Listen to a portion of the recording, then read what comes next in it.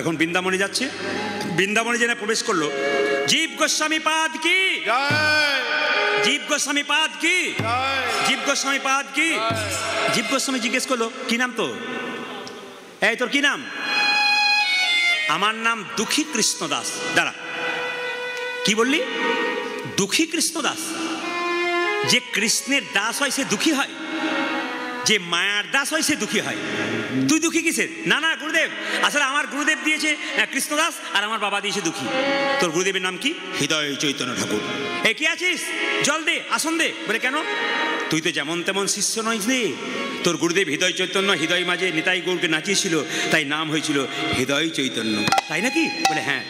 আয় তোকে, তুই তো কৃষ্ণ ভজন শিখবি, চল তোকে কৃষ্ণ ভজন শিখিয়ে দিই।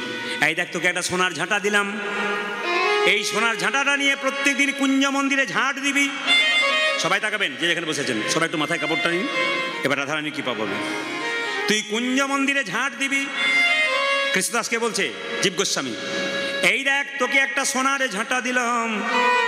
কুঞ্জ মন্দিরে প্রতিদিন রাধা গোবিন্দ রাসলীলা করে, ওখানে তুই রাধা গোবিন্দের চরণ ধুলো বারবার ঝাঁট দিবি।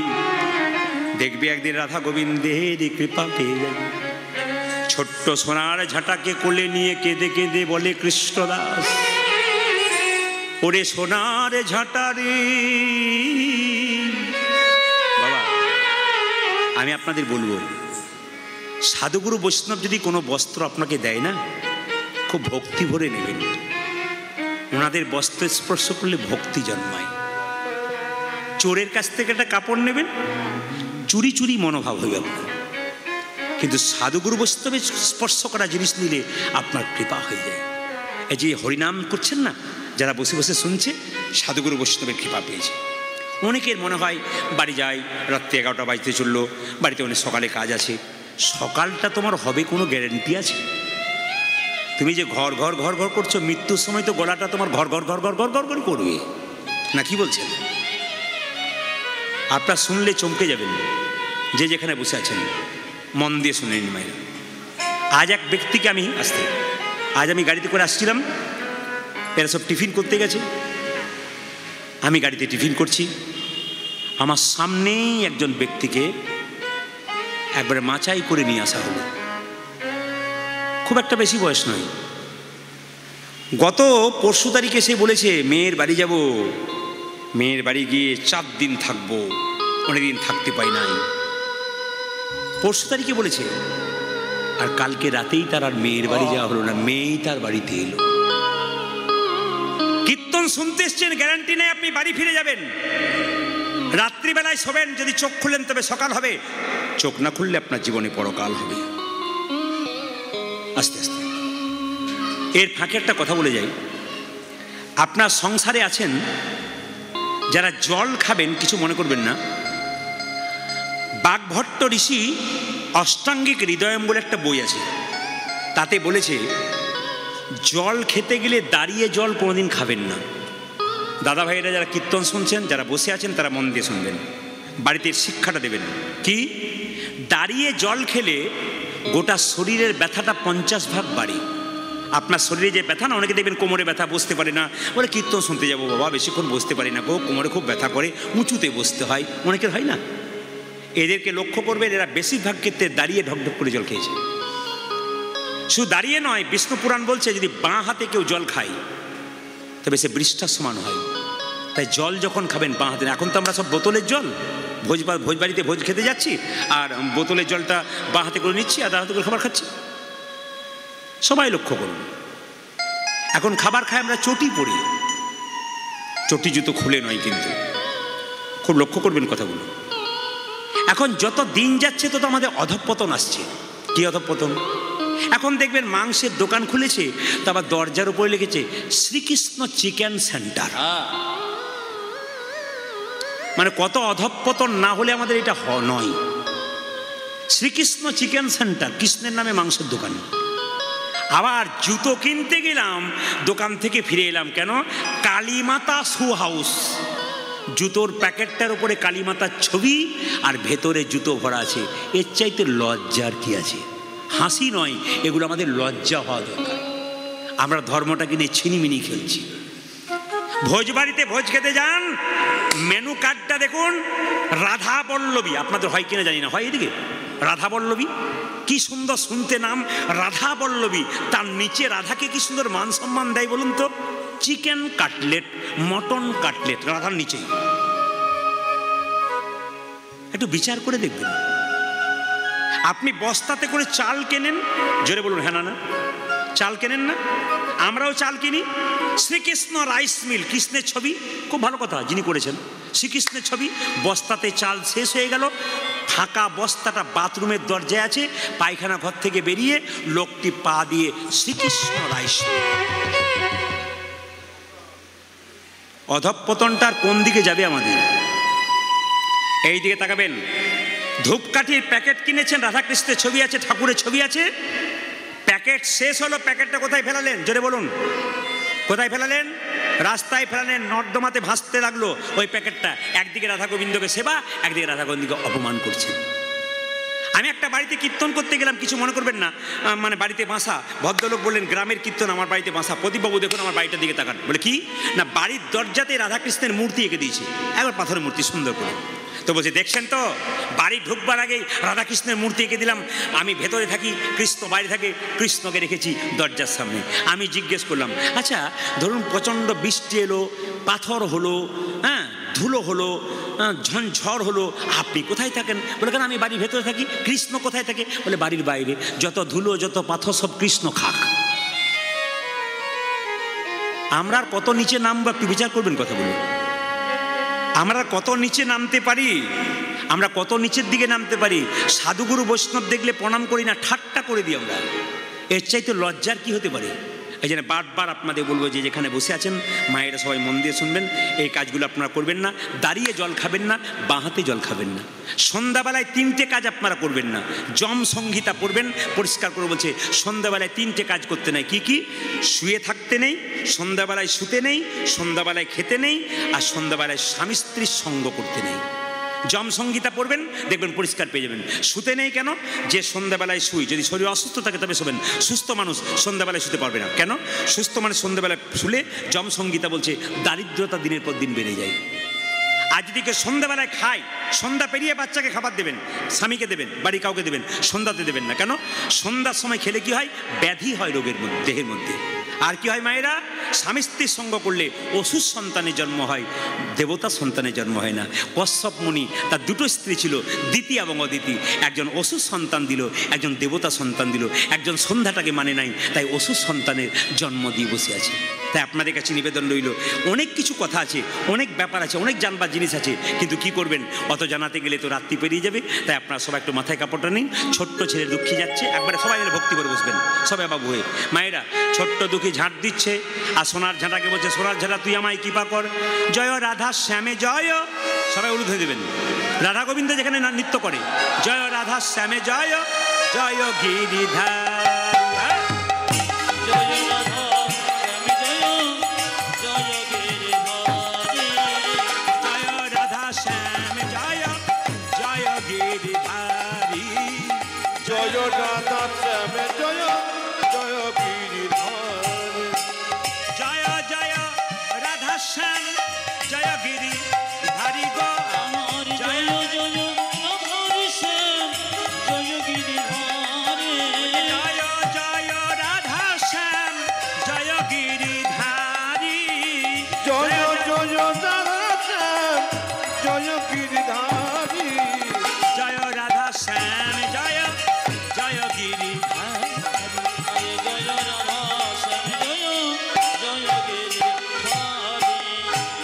মন্দিরে ঝাঁট দিতে দিতে, সবাই তাকান, কুঞ্জ মন্দিরে ঝাঁট দিতে দিতে একটা সোনার নূপুর দেখতে পেয়েছি। মনে মনে ভাবলো বাহ বাহ বাহ, এ সোনার নূপুর কার? ও এই যার বটা আমার গুরুদেবকে দিয়ে দেবো, যার বটা তাকে দিয়ে দেবে। কিন্তু যেই না সোনার নূপুরটাকে স্পর্শ করেছে, গোটা শরীর শিহরণ জেগে গেছে। মনে মনে ভাবছে বুঝেছি বুঝেছি, কোনো ভক্তের ব্যবহৃত দ্রব্য ব্যবহার করলে এইরকমই হয়। কৃষ্ণদাস যেই না নূপুরটাকে বুকে নিয়ে কাঁদছে, রাধারানী বাড়িতে গিয়ে ললিতাকে বলছে ললিতা সর্বনাশ হয়ে গেছে ললিতা, সর্বনাশ হয়ে গেছে। বলে কেন? প্রতিদিন কুঞ্জ মন্দিরে আমি যাই, কোনোদিন আমার নুপুর হারাই না, আজকে নুপুর খুলে গেছে। ললিতা তুই নুপুরটা নিয়ে আই। ললিতা বলছে আমি যাবো কি করে, আমায় সবাই চিনে ফেলবে। মায়েরা যদি কোনোদিন বৃন্দাবনে যান তাই দেখবেন বৃন্দাবনের মেয়েরা কিন্তু এখন করে কিনা জানি না, আগে কিন্তু বৃন্দাবনের মায়েদের মাথার কাপড় ছিল এরকম। একবার ব্রজবাসিনীদের মাথার কাপড় কেমন, হ্যাঁ এরকম করে শুধু সামনেটা দেখতে পেতো, পাশে কাউকে দেখতে পেতো না। এখন আর তা নাই। আমার মায়ের মা বেঁচেছিল 95 মাথার কাপড় এখানে এইখানে, আমার মা বেঁচেছিল 80 মাথার কাপড় এখানে, আমার কাকিমা আছে 65, খোঁপা মানে বাম্পার পর্যন্ত এলো। এখন যারা বাড়িতে আছে আর বাম্পার টাম্পার না, হাইওয়ে রোড হয়ে গেছে। এখন দেখবেন মায়েরা ভাসুর দেখলে মেয়েরা পর্দা নিত না, জোরে বলুন। ভাসুর দেখলে পর্দা নিত না আগে? আগে ভাসুর দেখলে পর্দা নিত, এখন আর নাই না কেন? যেদিন থেকে ভাসুর হলো পর্দা সেদিন থেকে সরে গেল পর্দা। পর্দা হলো আর পর্দা সরে গেল। না না, আমি আপনাদের তবে একটা কথা বলে রাখি, আপনাদের এখানে আসতে আপনাদের এই যে কাকা এইদিকে, হ্যাঁ কথা কম বলো, এই দেখান সবাই লক্ষ্য করুন। আপনাদের এখানে শ্রোতা দেখলাম 10-12 হাজার শ্রোতা দেখেন, আর এই কয়েকটা শ্রোতাদের শ্রোতা বলে হ্যাঁ শ্রোতা দেখলাম। শ্রোতা ক প্রকার? শ্রোতা হচ্ছে 3 প্রকার। একটি শ্রোতা আমি তো দেখতে পাচ্ছি, আমি সবার দিকে একবার করে তাকাচ্ছি, কোনগুলো পাকা কোনগুলো কাঁচা বুঝতে পারছি। মালদা জেলায় যাবেন দেখবেন আম কিনতে যাবেন, পেটিতে আম ভরে, 60টা পাকা আম 40টা কাঁচা। জানে পাকা 60টার সঙ্গে 40টা ভরে দিলে ওগুলো পেকে যাবে। এক বস্তা আলু কিনুন, 3টে পচা আলু ভরে দিন, দেখুন বস্তাটা কী অবস্থা হয়। যেগুলো পচা ভরা থাকবে আপনার সামনে সেগুলো আপনাকে নিতাই হরিবোল করে নিয়ে যাবে। আর 60টা আমের পাশে 40টা কাঁচা আম বসলে, সাধুগুরু বৈষ্ণবের পাশে বসলে আপনি পেকে যাবেন, গোবিন্দ সেবাই লাগবে। সবাই তাকান। এখন শ্রোতা 3 প্রকার। যারা মন দিয়ে কীর্তন শুনছে, আমি মুখের দিকে তাকাচ্ছি সবাইকে একবার করে। যারা দাঁড়িয়ে আছে ওখানে একজন বাবা বয়স্ক, অনেক কম কম বয়সে দাদারা দাঁড়িয়ে আছেন পাঁচির ওপাশে, আমি দেখতে পাচ্ছি আপনারা যেমন শুরু থেকে বসে আছেন, ওনারা কিন্তু শুরু থেকে দাঁড়িয়ে আছেন। তার মানে কি, উনি দাঁড়িয়ে থাকতে পারেন কিন্তু কীর্তন হৃদয়ঙ্গম করছেন। আবার বাড়িতে কেউ শুয়ে আছে, উনি দেখবেন চুপচাপ মন দিয়ে কীর্তন শুনছেন। এখানে দেহ কারো বাড়িতে মন, কিন্তু কারো বাড়িতে দেহ কিন্তু মনটা আবার এখানে আছে, সে কৃপা আগে পেয়ে যাবে। সবাই লক্ষ্য করুন, শ্রোতা কারা? মন দিয়ে কীর্তন শোনে। আর সরতা কারা? ও তো গেল 3 জনকে নিয়ে গেল, হলো সরতা। আর সৌতা কারা? তিনি সৌতা কৃষ্ণ কেশব। এখানে আপনাদের 2-1টা আছে, না থাকা নয়, আমার চোখে ধরা পড়ে গেছে। আর যে ঘুমাচ্ছে সে ভাবছে বেটা খালি আমার দিকেই তাকাচ্ছে। না না, ফাঁকিবাজ ছেলে। আচ্ছা মায়েরা কিছু মনে করবেন না, এবার রাখি নাকি? এবার রাখি। 11টা বাইতে চলে আবার কি? আমি তো বিশ্বজিৎ বাবুকে বলে দিয়েছি যে আমার তো রিল 2.5 ঘন্টা থেকে 3 ঘন্টা, আবার তা আপনারা উঠছেন না, উঠলে তাও পারা যায়, আরও হোক। তাহলে এক কাজ করুন, যে যতটুকু হয়েছে বিশ্বজিৎ বাবু দিয়েছে, এরপরে যতটুকু হবে আপনারা দেবেন। না না, যেরকম রাধারানী কি শ্যামসুন্দর কি একটু বলে নি। আমি আসতে ঝাড়খণ্ড জায়গায় নাম শুনেছেন তো? আগে যে ইউটিউবে আমাকে এখন দেখতে পাচ্ছেন, আমি আগে ইউটিউবে ছিলাম না, আমি ঝাড়খণ্ডে থাকতাম, প্রচুর গান করতাম ঝাড়খণ্ডে। আমি মুর্শিদাবাদ নদিয়াতে প্রচুর গান করেছি। কিন্তু ঝাড়খণ্ডে একটা জায়গাতে আমি রামনবমীর সময় যেতাম, ওখানকার মেয়েরা মানে রামনবমীর দিনে লাল পেরে সাদা শাড়ি পরে নদী থেকে জল এনে সিঁদুরের কৌটো নিয়ে একটা পতাকা নিয়ে হনুমানজির চরণে দিতেন আর খুব আনন্দ করতেন। ওখানে পরপর 7 বছর আমি গিয়েছিলাম। এখন ইউটিউবে এই বেরোনোর পর থেকে এখন প্রতিটি জেলায় জেলায় রাজ্যে রাজ্যে যাওয়ার ফলে ওদের ওদিকে যাওয়া হয় না। তো শেষ বছর যে বছর গেলাম, কমিটি বলছে দাদা দাদা মাথা চুলকিও না, শোনো ভালো করে। বলে দাদা কি? না দাদা বলছিলাম কি, এবছর কিন্তু একজন রামায়ণ পাঠক এনেছি, 80 বছর বয়স। আচ্ছা, আমি বললাম দেখানে দেখিবে ছাই, উড়াইয়া দেখো তাই, পাইলেও পাইতে পারো অমূল্য রতন। আমার তখন কম বয়স, মনে মনে ভাবলাম বৃদ্ধ ব্যক্তি 80 বছর বয়স পাঠ করবে মানে কিছু মালপত্র ভালো আছে, এর কাছ থেকে নিতে হবে। আমি চুপচাপ শুনছি, আমাকে একটা চেয়ার দিয়েছে শুনতে। লক্ষ্য করুন মায়েরা, বিকেল 4টা থেকে 7টা রামায়ণ, 7টার পরে আমার কীর্তন। এখন বলুন তো, এখানে যদি 4টা থেকে 7টা রামায়ণ হতো, 7টা থেকে 10টা কীর্তন হতো, তাহলে বিকালবেলায় শাশুড়িরা আসতো না বউরা আসতো? কারা আসতো? শাশুড়িরা। বউগুলো কি বলে, ঘরে বসে বসে কী করছেন, খালি ঘুরঘুর, খালি ঘরে ঘুরঘুর ঘুরঘুর করছে। মানে বাইরে বার করতে পারলেই শান্তি আর কি। এখন লক্ষ্য করুন, কীর্তন আরম্ভ, রামায়ণ আরম্ভ হয়েছে। একজন বুড়িমা তার নাতনিকে আঙুলে ধরে এসেছে, বস্তা পেতেছে। রামায়ণ যখন শেষ হলো, বুড়িমা পা লম্বা করলো। আমার যখন কীর্তন আরম্ভ হলো, বুড়িমা গা লম্বা করলো। আমার যখন কীর্তন শেষ হলো, বুড়িমা নাক ডাকতে শুরু করলো। পার্টি আছে, আমার দলে পার্টি আছে।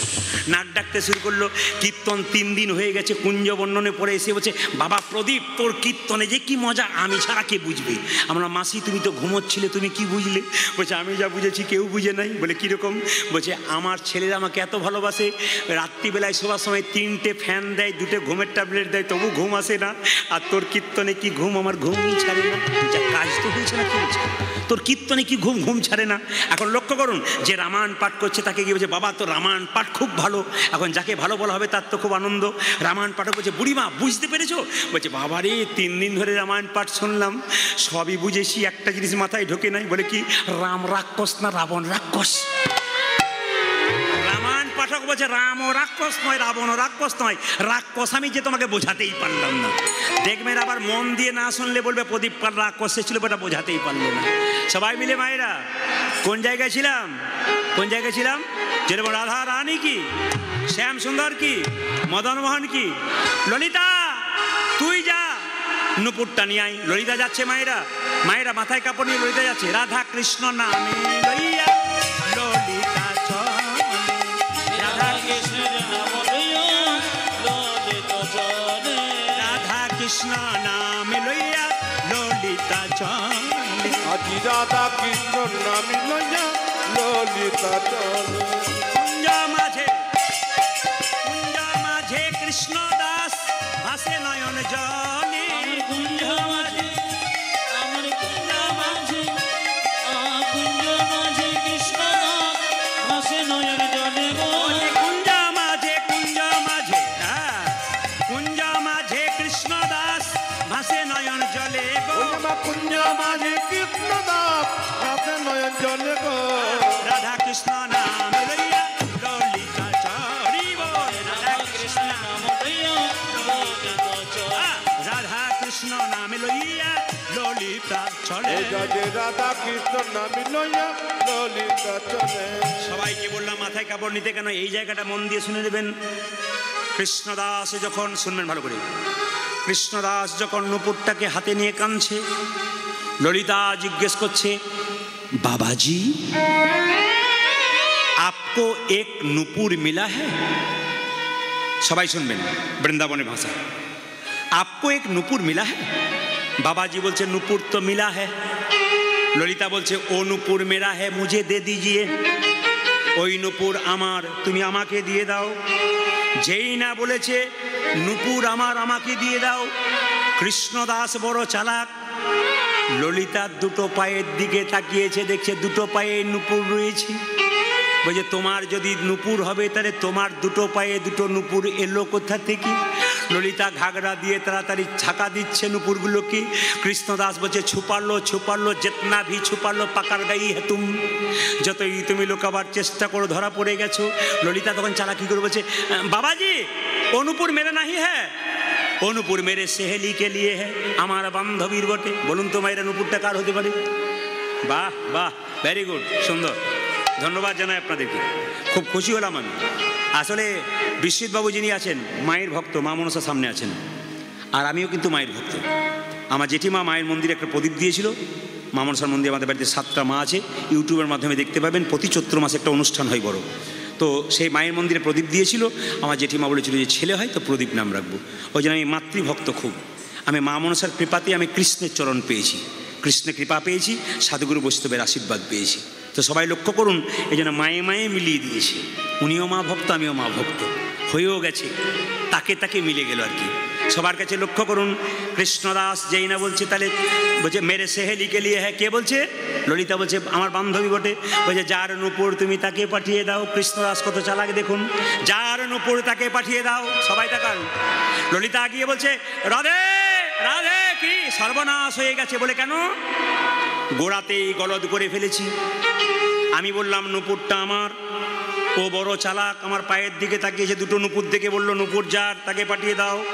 আমি বললাম আমার বান্ধবী বলে ওকে পাঠিয়ে দাও। রাধারানী বলছে আমি যাবো না, না গেলে তুই পাবিও না। রাধারানী বলছে তাহলে আমি কী করে যাবো? বলছে আমি যেমনভাবে গেলাম তুই সেভাবে চল। ললিতা আগে আগে যাচ্ছে, রাধারানী পেছন পেছন যাচ্ছে।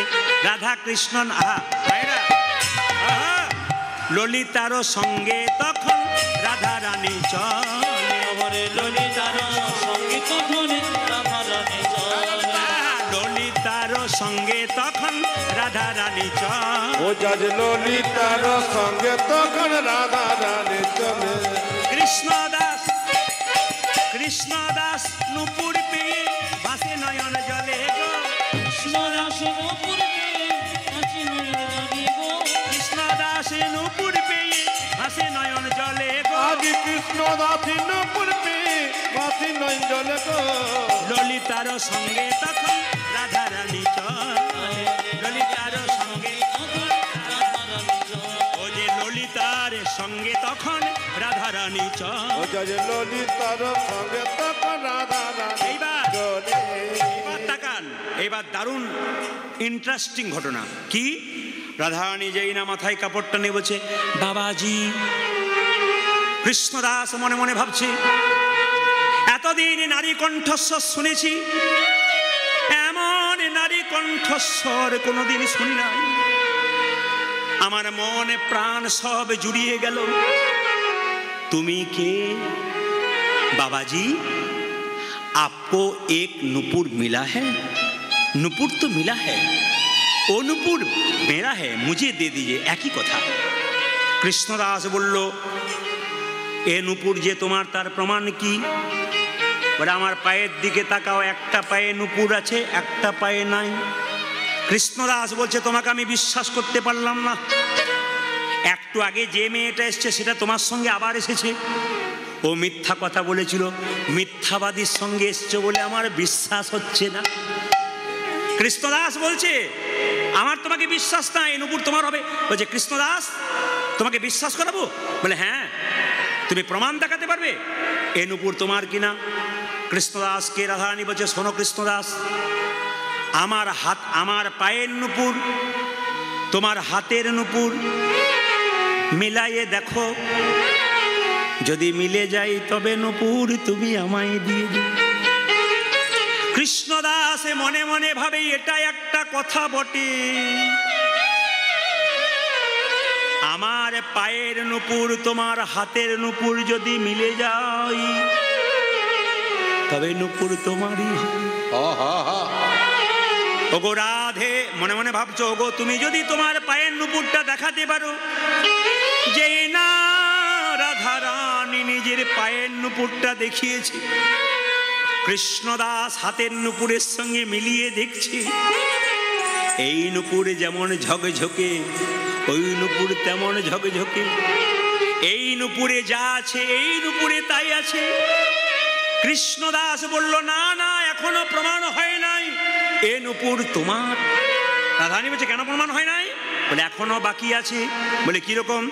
আমি যখন কুঞ্জ মন্দিরে ঝাঁট দিচ্ছিলাম, যার চরণের নুপুর সেই জায়গাতে ঝাঁট দি নাই, ওই চরণটা আর তোমার চরণতলটা মিলাইয়ে দেখিব, যদি মিলে যায় তবে তোমাকে নুপুর দেব। কত চালাক দেখুন!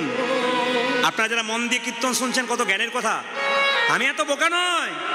আমি যখন কুঞ্জ মন্দিরে ঝাঁপ দিচ্ছিলাম, যার চরণের নুপুর না তার চরণতলটা ঝাঁপ দি নাই, তোমার চরণতল আর ওই চরণতলটা দেখব, যদি মিলে যায় তবে আমি তোমাকে নুপুরটা দিয়ে দেবো।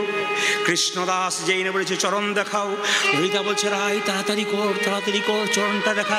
রাই বলছে চুপ কর, সকাল থেকে খালি কৃষ্ণদাসের পক্ষে কথা বলছিস, চুপ কর, দেখা তাড়াতাড়ি চরণটা দেখা। যেই না চরণটা দেখিয়েছে, ওই চরণে যা চিহ্ন ওই চরণে তাই চিহ্ন। মনে মনে ভাবলো রাধে ও রাধে, ওগো প্রেমময়ী রাধে, এ নুপুর তোমার বটে, এ নুপুরে মিলে গেছি, এসেছে যদি কৃপা করি তবে দেখাও তোমার স্বরূপে, দেখাও দেখাও তোমার স্বরূপ দেখা, দেখাও তোমার স্বরূপ দেখা, কৃপা করে এসেছ যদি দেখাও তোমার স্বরূপ দেখা। কৃপা করে এসেছো যদি